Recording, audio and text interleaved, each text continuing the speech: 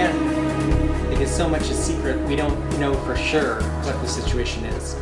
But from the best that I've been able to determine, in addition to the base at Sotocano, the United States has invested in, helped build, or helped upgrade around 13 bases or military facilities in total across Honduras.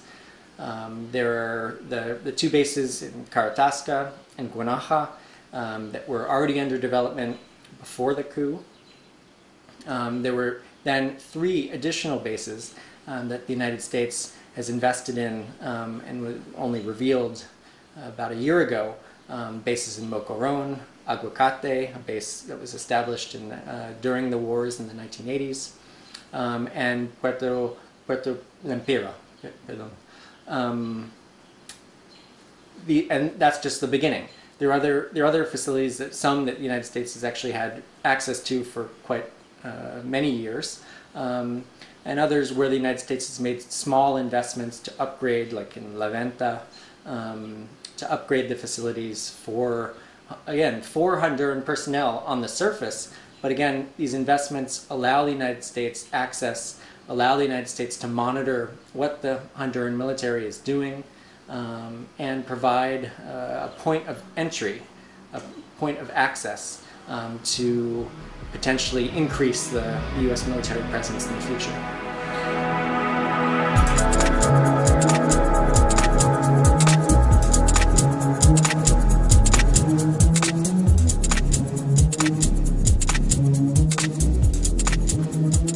Again, I think there are many purposes all at once.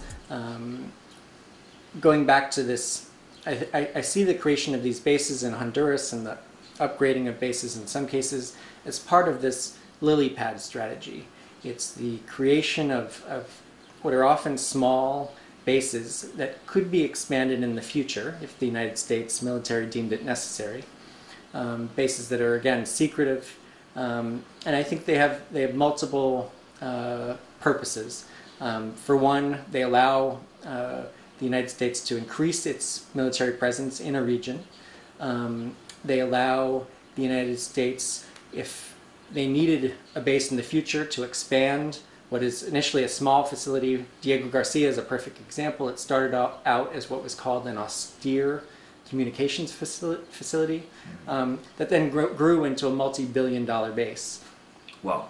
So small bases can become much larger bases in a relatively short period of time. Beyond allowing the United States to insert its military power into a region, these bases, again, deepen the connections between the U.S. government and the host government, as in Honduras, and allows the United States another point of pressure to influence and control the decisions of the Honduran government, not just the military, but the government as a whole. And why would it want to do that? Of course, economic motivations are front and center for why the United States would want more points of pressure points and points of control, as well as political motivations to build, to create and ensure that the United States has an ally that will never stray from the wishes of the U.S. government.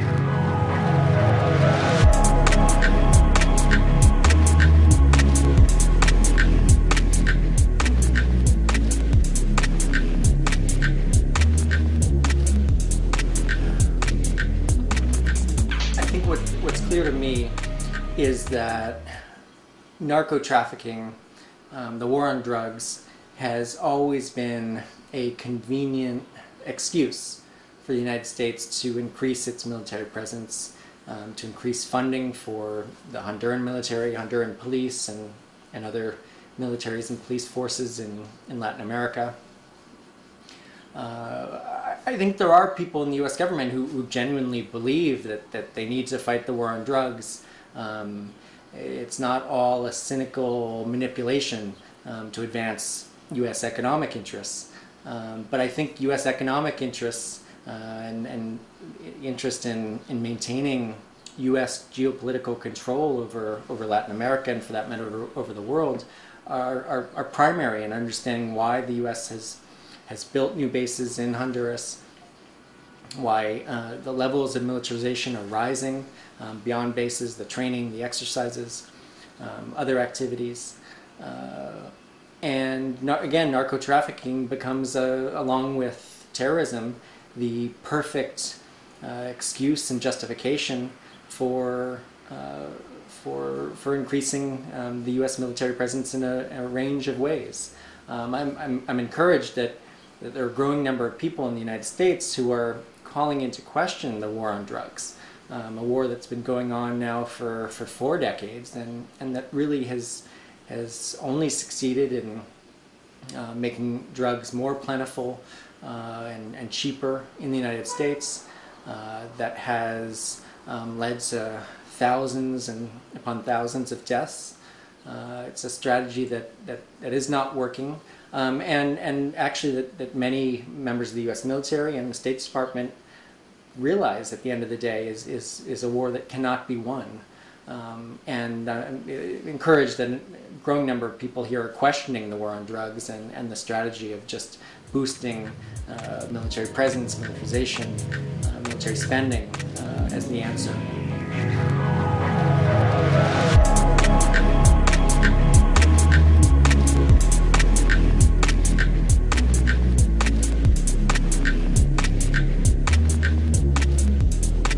But I think U.S. business interests, banking industry, the fruit companies, others with investments in Honduras and elsewhere in Latin America, what they want is nothing to interrupt business, nothing to interrupt the free flow of the market as they see it.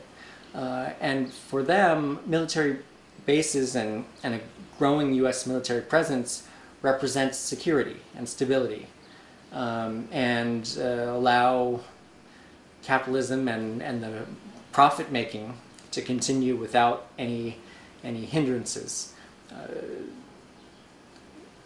Chavez and Venezuela, and to some extent Zelaya and Ecuador, Korea, have all represented a challenge to the normal operation of capitalism that benefits U.S. and, of course, other businesses, banking, fruit companies, others.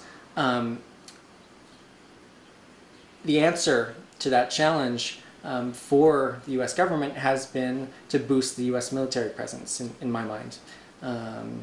And of course, that only serves to benefit the broader military-industrial complex, in the sense that any increased military spending boosts the need to buy new weapons, military supplies of many kinds, to build the bases. Someone has to get a contract to build these bases. Usually it's large private contractors that make money not just building the bases but running the bases. So there are, I would say, a large number of overlapping and intertwined interests that benefit financially and quite directly from the construction of new military bases and from the growing U.S. military presence in Honduras.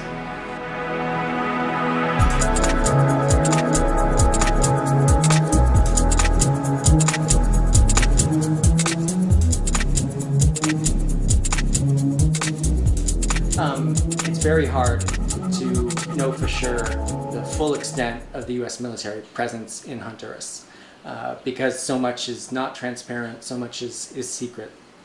But what we do know is that Soto Cano remains the center point of the U.S. military presence, as it has been since the early 1980s when the U.S. base was built. But on top of that, we are seeing the United States making investments in the past decade or decade and a half in small, often secretive and remote military bases. And we knew about the bases in Guanaja in Caratasca that were under development before the coup. Last year we learned that there were 3 additional bases that the United States has helped build in Mocoron, Aguacate, and Puerto Castilla. And then there are a number of other facilities and military bases that the United States has had access to actually for many years. Another in Mocoron. There are training areas, a drop zone, a firing range, and more broadly, the United States, because of agreements signed in 1954 and then again in 1982, the United States basically has access to any Honduran military facility that it wants to have access to. So I think we see this really expanding U.S. military presence. Another feature, in addition to the growing training and exercises, is the growing use of special forces troops throughout Honduras, all of which adds up to a very troubling, in my mind, and growing militarization of the country.